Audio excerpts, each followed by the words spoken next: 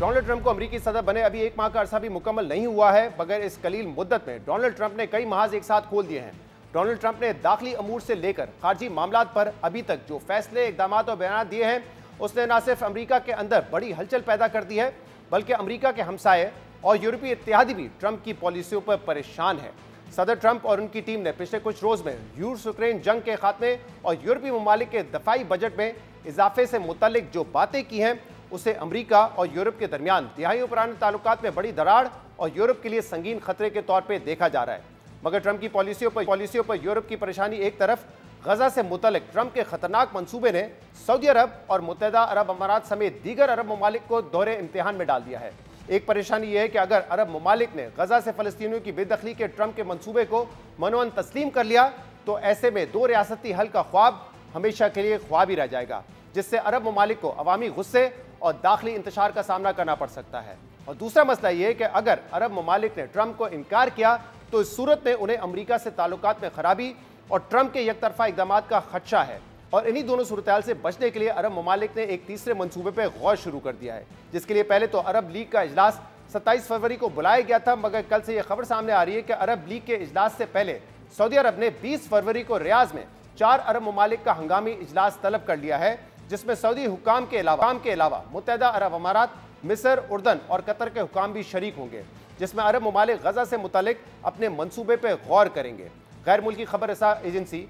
Reuters की खबर के मुताबिक अरब ममालिक ने गजा से मुतालिक मुमकिन मसवदे पर अरब ममालिक की जानिब से गजा की तामीर नौ और हमास को साइडलाइन करने का मुआहिदा शामिल है। खबर के मुताबिक अरब ममालिक ऐसा नया मंसूबा पेश करने की कोशिश कर रहे हैं जिससे सदर ट्रंप की रजामंदी हासिल हो, और इसीलिए मुमकिन मंसूबे को ट्रंप प्लान का नाम दिया गया है। अरब ममालिक के हुकूमती ज़राए ने रॉयटर्स को बताया है कि गजा के मुस्तकबिल को लेकर कम से कम 4 मुसवदे बनाए जा चुके हैं, लेकिन ट्रंप के मंसूबे के मुतबादल के तौर पर मिस्र के मंसूबे को सबसे ज्यादा तवज्जो हासिल है। मिस्री मंसूबे के तहत गजा पर हुक्मरानी के लिए एक फलस्तीनी कौमी कमेटी तश्कील दी जाएगी, जिसमें हमास को शामिल नहीं किया जाएगा। इस मंसूबे के तहत फलस्तीनियों की बेदखली के बगैर गजा की तामीर नौ की जाएगी और इसमें बैनुल अक़वामी बिरादरी को शामिल किया जाएगा और 2 रियासती हल की तरफ बढ़ा जाएगा। 20 फरवरी को यह मंसूबा अरब ममालिक के इजलास में ज़ेर गौर आने के बाद 27 फरवरी को मिस्र में होने वाले अरब ममालिक के हंगामी इजलास में तमाम अरब ममालिक के सामने यह मंसूबा पेश किया जाएगा। रॉयटर्स की 3 मिस्री सिक्योरिटी ज़राए के हवाले से दी गई खबर के मुताबिक गजा और मिस्र की सरहद पर एक बफर जोन तामीर किया जाएगा,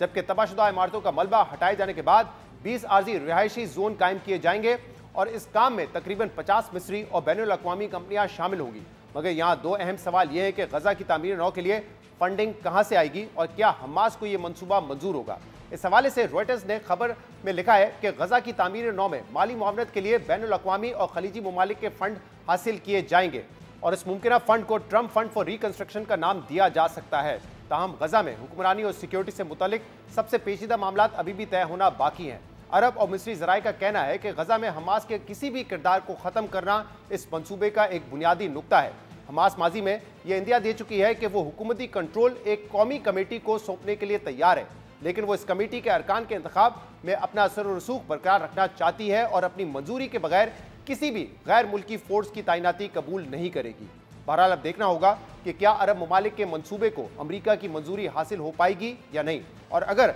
अमेरिका ये मंसूबा